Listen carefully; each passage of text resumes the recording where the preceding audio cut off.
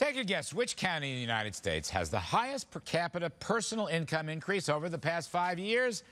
The answer is Sully County, South Dakota, a 70% increase.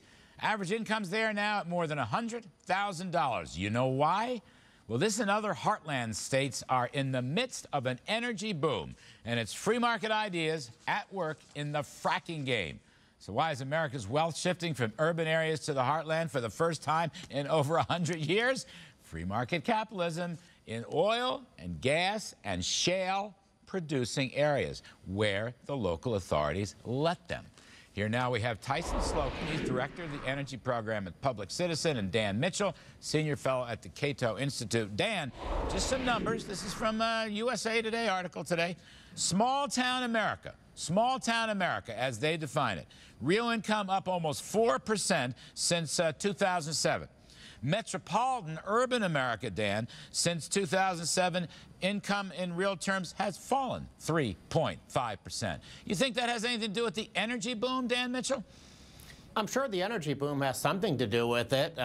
It's not just the direct benefit of lower energy costs and direct jobs in that sector. It's also the fact that manufacturing, a key input, is the cost of energy. So this is probably very good in the long run for America's manufacturing base coming back and prospering and being competitive. This is a good story. But if we zoom out and look at it from the overall perspective of free market capitalism, for much of the world's history, we were all poor, miserable, had wretched lives. Then we got free markets, private property, the rule of law, great things happened.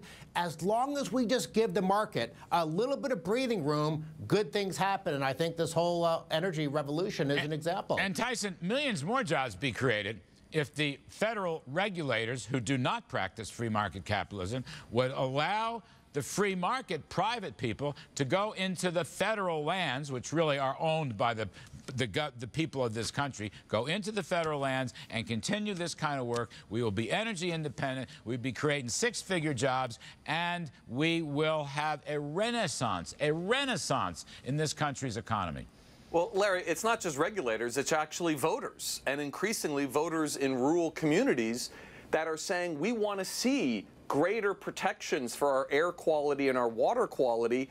And people in rural communities from Colorado to Texas to Pennsylvania and the entire state of New York have consistently shown support to roll back You can't fracking. throw Pennsylvania. And that's the thing. New York won't do it. New York won't do it.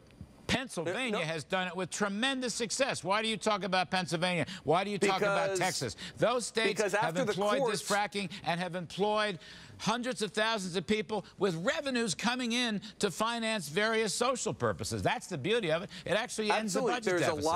There's a lot of private property homeowners that benefit from fracking if you've got royalty rights or if you're employed in the industry. But there's a lot of other property owners that have seen detrimental impacts on their air quality, on their water quality. And so there's been towns in Pennsylvania that since the court ruled the ban on towns weighing in on fracking illegal, all this stuff. Towns are in Delaware, Delaware River Basin have been voting to ban fracking. Do you see a wave of local neighborhoods and counties? Do you see a wave saying, don't do this fracking, roll it all back and stop it? I don't know what, with all respect, Tyson may find some little town, do but a Google search, Colorado, Texas, Pennsylvania, they're passing these resolutions.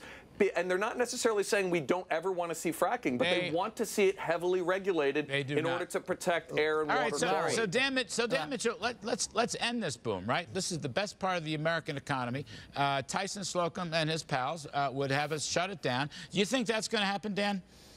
I'm actually glad there are people like Tyson out there. I've known Tyson for years. He's a great guy. We do need to make sure that protection of the environment is it's a legitimate function of government. So I like the fact that there's some balance there. But on net, let's not lose sight of the fact that this really is a big success story. As I said before, we don't need to have a completely deregulated laissez-faire economy as much as I would like to see that. We just need to give the private sector enough breathing room, make sure taxes and spending and regulation aren't such a heavy burden that we don't crush this initiative and this entrepreneurship. Dan Mitchell, I'm actually optimistic for the first time in a long time. I got to tell you, Dan, what did you say?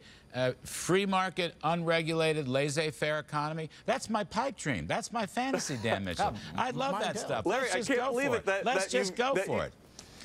Dan and I are actually in agreement on protecting the environment. If the people don't want it, they won't do it. They don't need a bunch of federal bureaucrats to tell them. If the folks don't want to do it, then they won't do it. Anyway, Tyson Slocum, thank you. Dan Mitchell, thank you. My pleasure. Now, folks, let's talk about California with crashing oil production and a 13%